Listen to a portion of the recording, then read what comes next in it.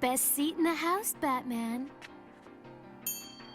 Thanks, I'll stand. Batman's a man who's had a contingency plan for every single member of the Justice League, has overcome impossible to win odds, and has consistently fought against metahumans and have them guessing whether or not he was even a human in the first place. But today, we're going to talk about whether or not he could take out the special grade threat levels in Jujutsu Kaisen.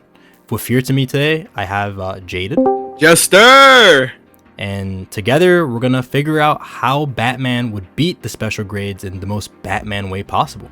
The first special grade level threat that we have on the table today is Maki, somebody known for her hand-to-hand prowess, and specifically somebody who has no CE. This is probably the most Batman-like person that we'll see in the verse against Batman, and I think it's going to be quite an interesting matchup.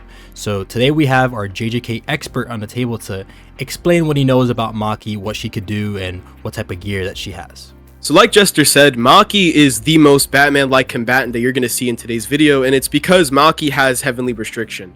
In exchange for Maki not having any cursed energy, she has insane physical stats, right? In exchange for all of that, she's going to be getting insane physical speed, strength, durability, and a ton of other traits like raising her 5 senses, and even the unique ability of being able to sense air temperature and density to predict her opponent's incoming attacks. Now, that's not all too different than Batman, and we're going to get into that in a little bit, but there's also Maki being able to see the soul. Within JJK, even inanimate objects have souls, which allows Maki to not only see things on a deeper level than most people, and probably even Gojo until he's able to see the soul later in the series, but also to use the Soul Split Katana. The Soul Split Katana is just like what it sounds, you know? It can cut through any soul, including those souls of the inanimate objects. Now, will that be a problem for Batman? Probably, but we can get into that in a little bit. So Maki's hand-to-hand ability is pretty notable, you know? You can't ignore the fact that Maki is probably the greatest hand-to-hand combatant besides Toji within JJK.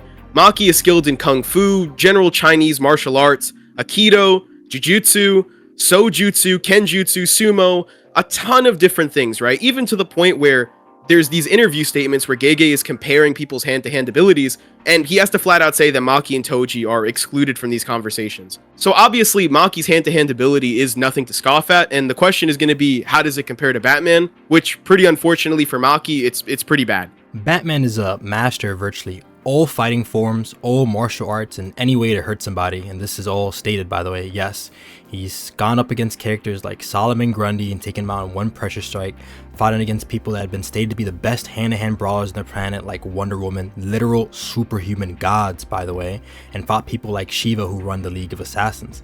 This guy has faced so many great enemies that have had arsenals beyond like even human comprehension that I don't think something like the Soul Split Katana would be very far-fetched to Batman to deal against. He's somebody that's consistently got himself out of like outrageous situations by just pure IQ, pure skill. A great example of this would be Wonder Woman tackling him out a high-story building and him somehow escaping and surviving. The guy is so skilled and probably one of the most skilled combatants in DC right now, and a big part of that is also his precognition. Batman's precognition almost virtually allows him to see into the future, on top of him being able to do what Maki does, which sense the air shifts in around the surrounding area to, you know, tell him exactly what his opponent's going to do next. This guy abused this against people, and we've even seen him fight hand-to-hand against somebody like Nightwing almost to the death.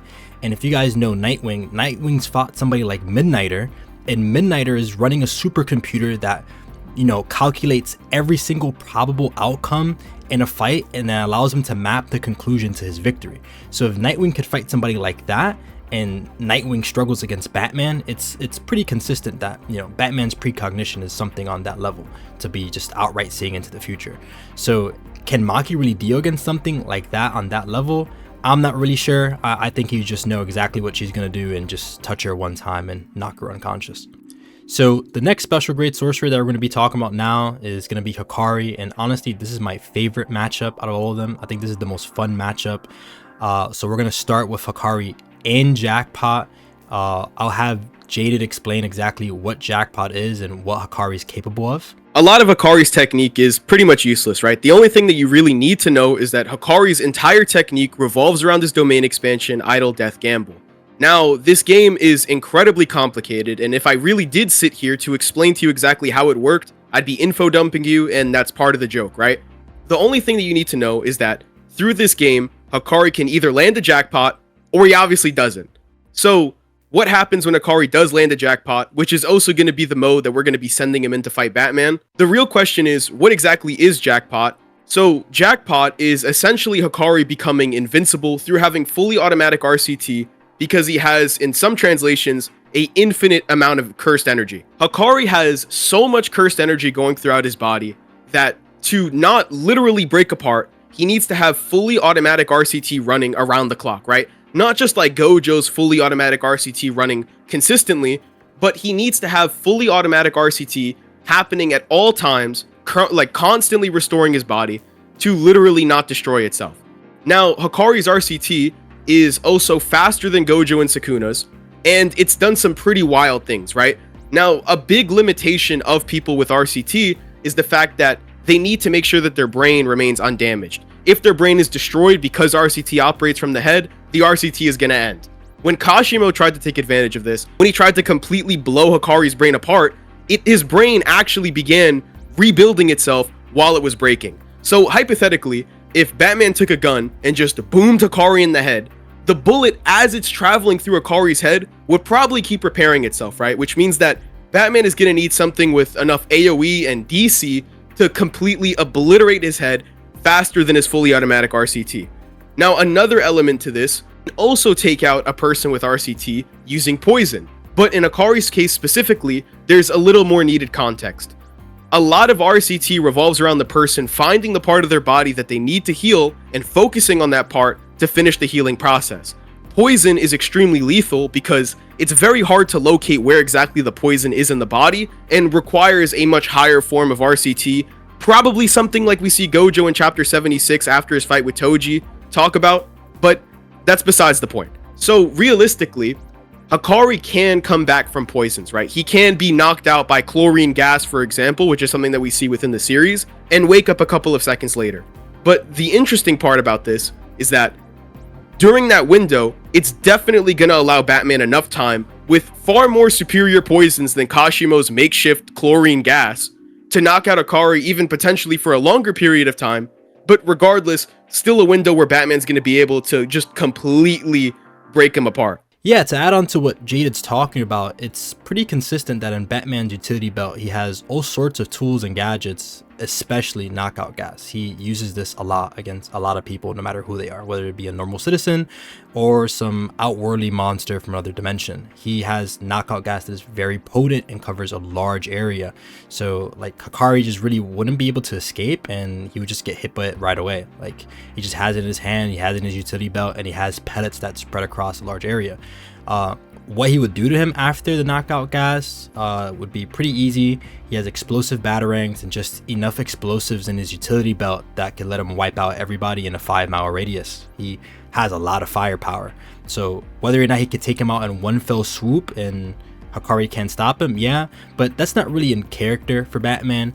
But he does have other poisons that would allow him to, compromise Hakari's security, or at least keep him unconscious enough to, argue an in cap. So yeah, I think Batman has definitely the tools to deal with somebody that unique in a sense as a sorcerer.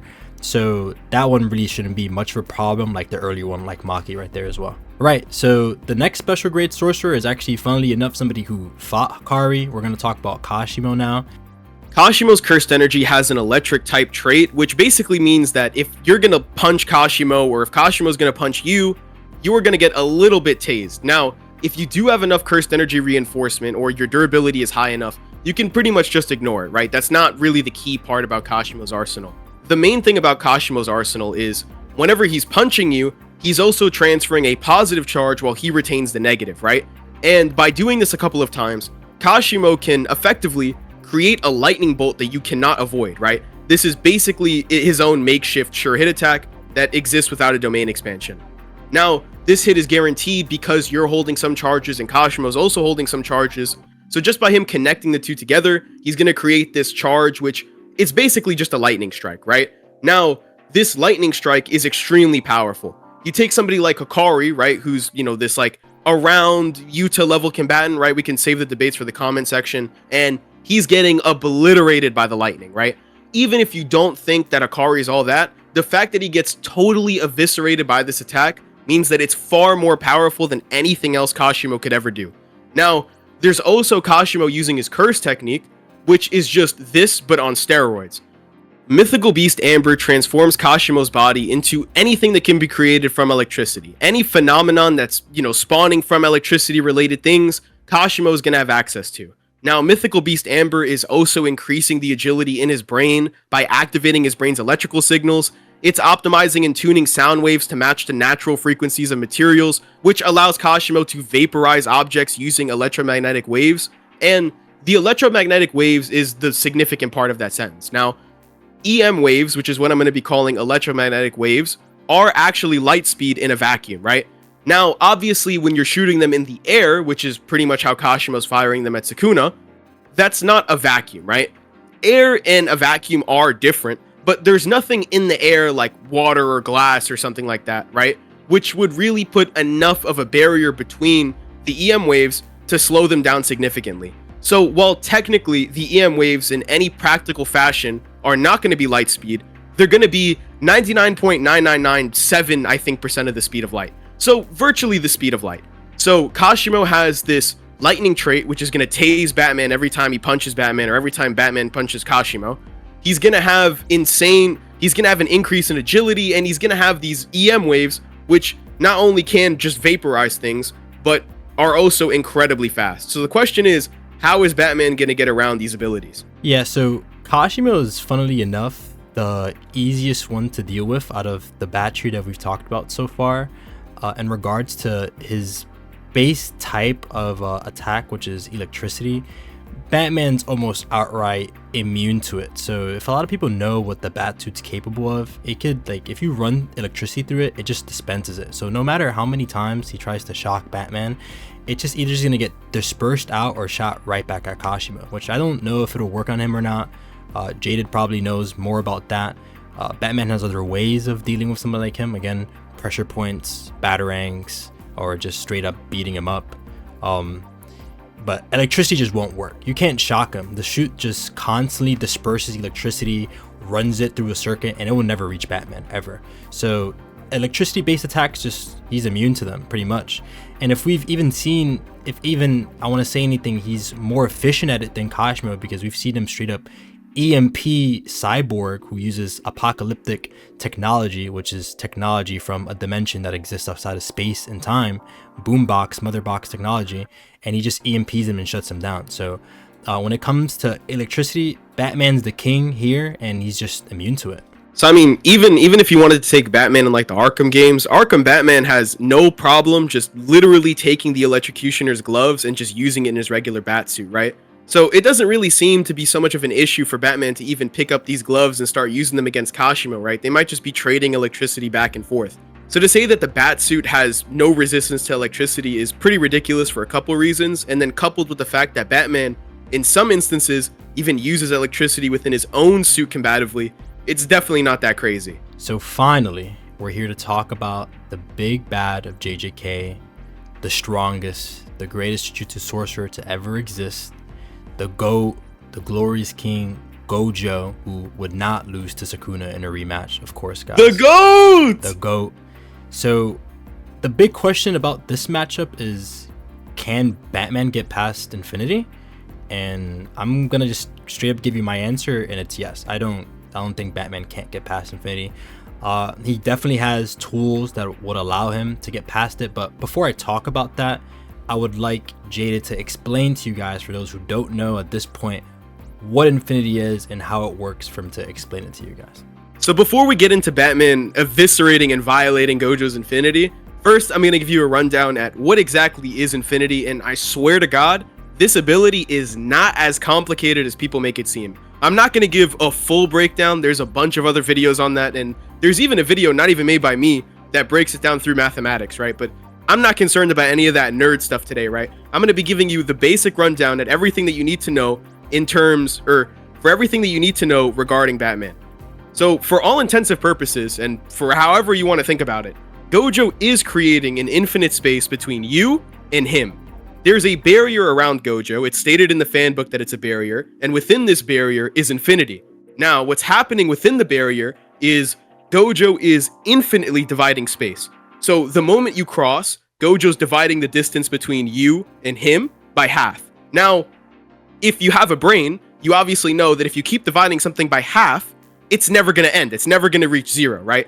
So half of something is still something, right?